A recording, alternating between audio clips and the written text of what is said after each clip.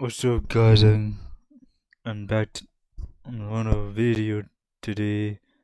I reacted to 5 horrific school lockdown stories, volume 5. Lockdown, lockdown. This is an emergency alert. Yeah, my old school had lockdowns just to be safe. Before being taken on as a full-time teacher at a high school a little outside of Austin, Texas, I was a substitute. I would sub in for a multitude of classes, with my main subject area being math classes. Being a sub, I would most days have a lot more off periods, of course, since I would work more on an as-needed basis. This was on a day that started like any other. I had 4 classes I would be subbing for that day. They were all the math classes that a specific teacher would teach, including geometry and algebra. I would usually enjoy subbing for science classes, as the teachers would usually just have me show the class an educational documentary and then hand out a question sheet, which would be handed in at the end of the class to be graded. With math, though, you'd actually have to teach the material as a sub. I arrived to school and picked up the keys from the front office to the 2 classrooms I'd be subbing in that day. Both classes were in the math hallway, which was downstairs to the far left of the school. The periods I was teaching that day were something like 2, 3, 7, and 9. I had already taught the first 2 classes, so I had about an hour and a half for the 7th period class I'd be teaching.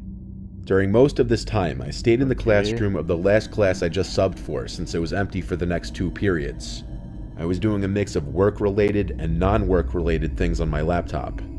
Period 6, there would be another class here, so I'd migrate to the teacher's lounge by the back of the school. After the second bell rang and period 6 began, I was walking the empty halls to the teacher's lounge. I'd been in the lounge multiple times, and honestly, it would usually be subs sitting in there, if anyone. The teacher's lounge is pretty much in the back corner of the school, by a separate back entrance that's only unlocked from the outside by teacher's ID. Like, back then I was in school, we used to always have lockdowns just to be safe. Comment down below if you guys have lockdowns in your schools. ID cards. I set my belongings down on a table in the empty teacher's lounge, and this was when I heard knocks at the back exit door. I went out to the hall and to the doors, where I saw a clean-cut looking man with gray short hair and a button-down shirt tucked into khakis, with a black jacket over all of it. He looked like a teacher. He saw me through the glass and smiled and asked me to open the door. I asked if he were a teacher here. He said, "Yes, my name's Mr. Abrams. I don't have my ID on me today." So guys, don't go I opened outside. the door for him, and he thanked me and quickly walked past me. I noticed that now he had his hand in his right pocket. He had some serious movement in his step. He seemed to know where he was going. Actually, he was going in the direction of the math hallway. I suddenly felt like I may have made a mistake letting him in without ID. I rushed to my laptop and pulled up the staff directory, which was accessible to all employees of the school. I looked up Mr. Abrams. There was not a single teacher at any of the schools, elementary to high school, with the last name Abrams. I had no choice but to call the front office and let them know that I think someone pretending to be a teacher had entered the building. This was taken seriously as the school issued a lockdown immediately, sending every classroom an automatic distress call to lock all doors and turn off all lights immediately. I heard a commotion from out in the math hallway. I walked out into the hall, a little closer, and I could hear bangs or kicks on a door, and a man screaming at the top of his lungs, "Maria, open up," and "I know you're in there." Maria was the first name of the teacher I was subbing for that day, and I couldn't tell for sure, but I believe the door he was kicking on was one of the classrooms I subbed in that day. Police had surrounded the school in literally minutes, and had entered from multiple entrances and detained the man. I didn't witness it happen. It was down in the intersecting hallway, and I wasn't allowed past the police. The teacher I subbed for, who I changed the name for her privacy, had called out of work that week, originally alleging she was very sick. The man who came to the school banging on the door was apparently her ex-husband, and as far as rumor has it, Maria did something horrible to him. Not much of a rumor, because clearly that would be the case if he came to the school with a gun. Everyone's guess is he came to kill her and then himself. No one knew where Maria went to hide from her ex, or what the full story was, but she didn't return to work for months. I pray to God all the time thanking him that no one was hurt or killed, because I was the one to let him in, and that would have forever sat on my conscience. Story number 2, guys. This mistake is costing Amazon Prime shoppers big. Are you still using Prime? Because at this This story is told in the perspective of a college-aged female. I attend university in Massachusetts. I currently live off campus in my final year here, but this took place when I was a freshman living in the dorms. Freshmen are on the first floor of every building on campus. Yep. This was the winter semester. It was a freezing cold day. I just finished up my last class around 5 p.m. Our professor let us out really early. It was already dark out as I was walking back to my dorm. On my walk back, I got a text from the university. The text started in all capitals saying, "Attention all faculty and staff, get to a safe building immediately," as a suspicious man was walking around campus approaching women with crude, threatening comments and telling them he had a gun. The text mentioned that university police were aware of the issue and were on full alert, looking to find the man. So why you guys I picked up the pace in my step to get back to my dorm building. I started looking behind me every few seconds, and suddenly noticed someone walking not that far behind me.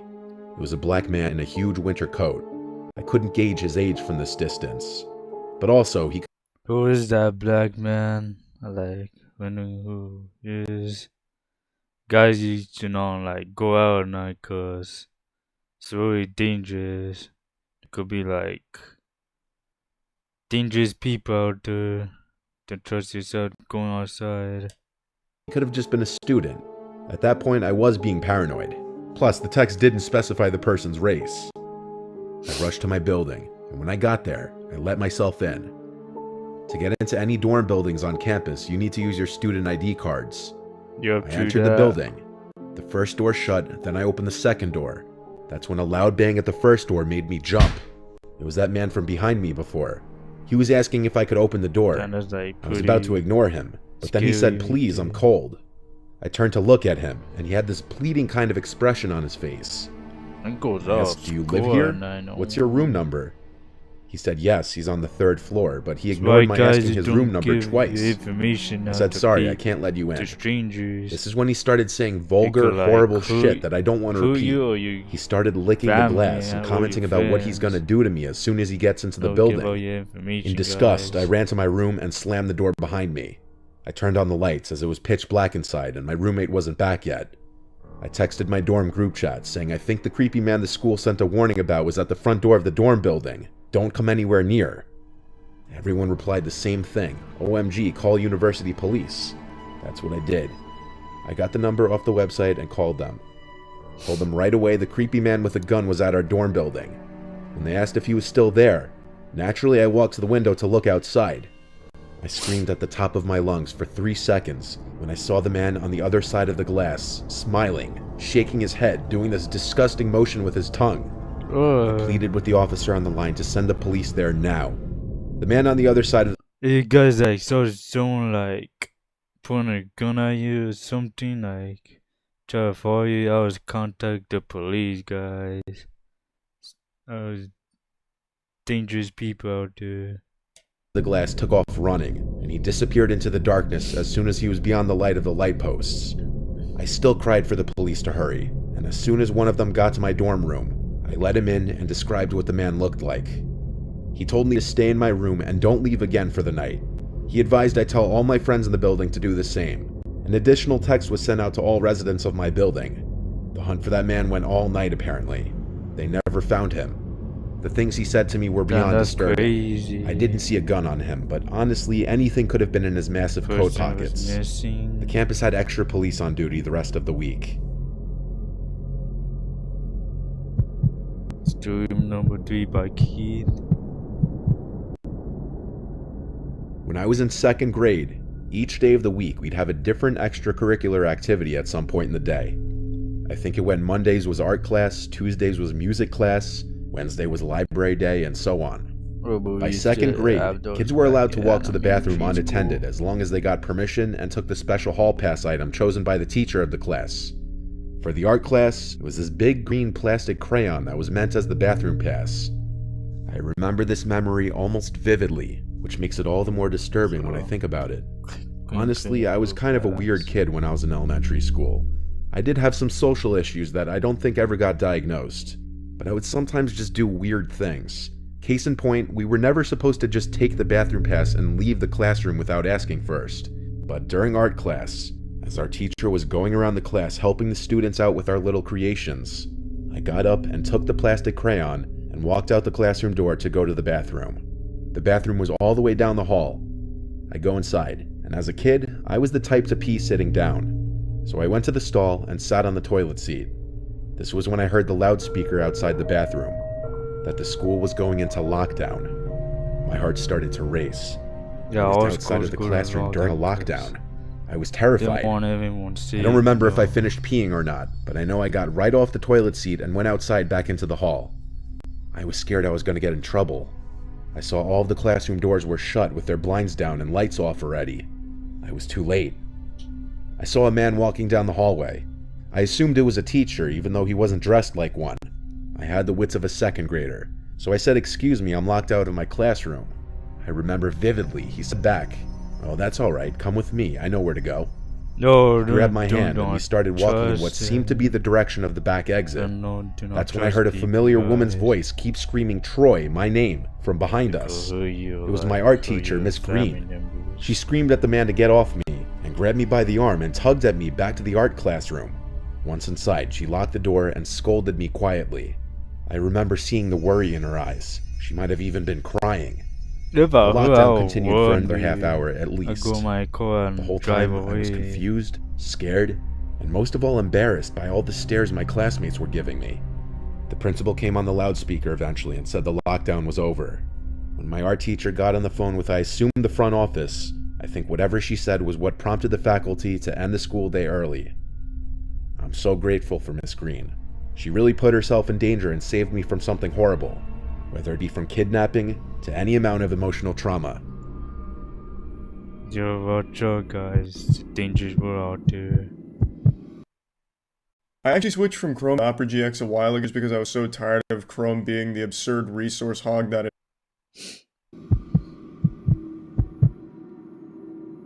This happened to me when I was a junior in high school, around April or May of 2019. I live on the Mississippi Gulf Coast, but for privacy reasons, I'll leave out the school name. I played the double bass in our school wind ensemble, and every morning we had rehearsal in the band hall. We were about halfway through rehearsal when I heard a knock on the band hall door, which opened to the outside. I don't think anyone else heard the knock because we were in the middle of performing a song, and I was standing with my double bass on the perimeter of the ensemble, along with the percussionists, so I was closer to the door. Before anyone could say anything or react, one of the percussionists who I knew just blindly went over to the door and opened it for the person outside.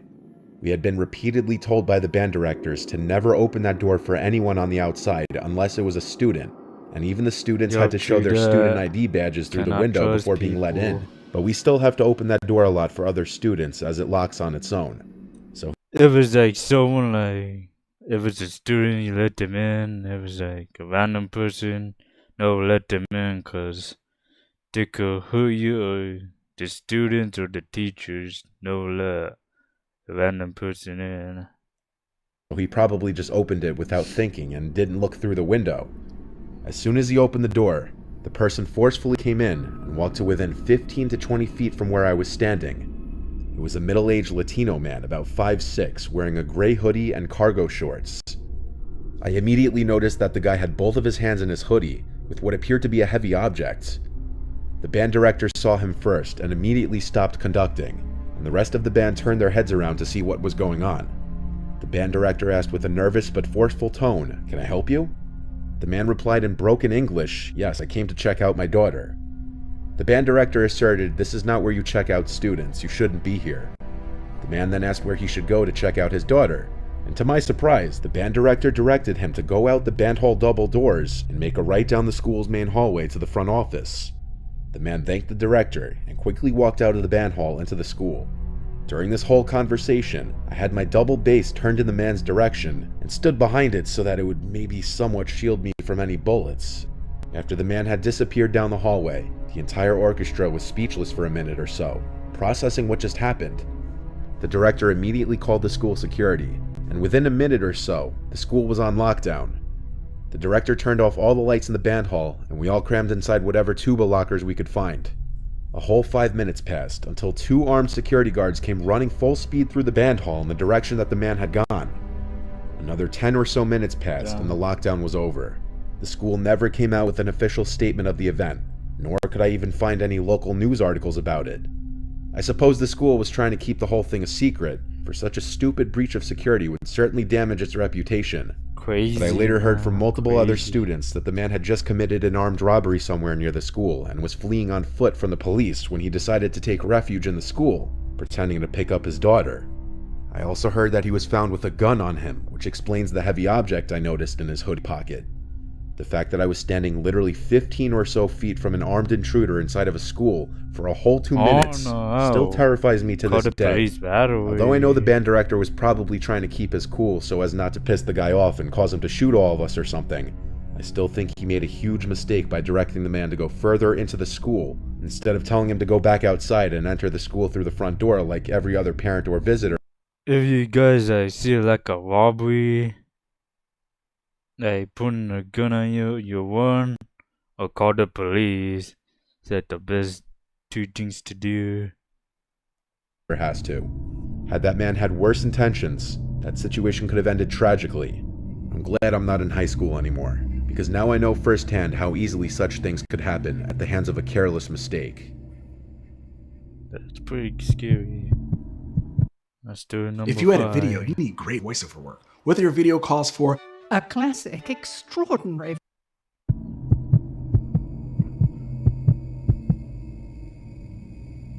This experience was short and to the point.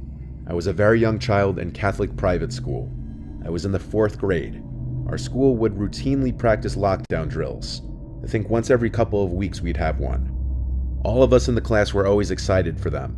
For some reason as kids we just found it to be fun. It's all a joke when you're that young. Half the kids don't even realize what you're practicing for, and the other half who do don't ever expect a real lockdown to happen. One day it did though. Over the intercom came a voice from the front office saying, "We're going into lockdown, this is not a drill." I remember some kids still laughed at the announcement, as if it were cool to hear that we're going into lockdown. No one could have prepared for what came next. As our teacher seemed concerned and rushed to shut the door on the lights and yelled at us to get in the corner, I think that's when everyone realized this wasn't just a regular lockdown drill. Something serious was going on. We all huddled in the corner of the room. Each door had a narrow glass window which could be looked through. Suddenly the silence was broken by crazed screaming from the halls. It was one lone male's voice. It was just incoherent screaming. The man was chanting something. The screams got closer, and I remember how scared we all started to get. The screams got closer until they were right outside our classroom door, and then bangs on the door made a bunch of us scream and cry. The man on the other side of the door screamed, "Your God is dead. Jesus didn't die for your sins. You're all gonna burn." Our teacher tried his best to calm us down as the screams intensified, and the man started to yell, "I hear you in there. I see you. Open up the door." The man screamed words I didn't understand at the time, but I believe looking back he was screaming Islamic phrases and shaming our religion. I was too young to put it all together immediately. The bangs on our door stopped, and the screams continued further down the hall away from the door, but they could still be heard. The crazed man continued through the halls. Hold up, guys. The man's screams were over.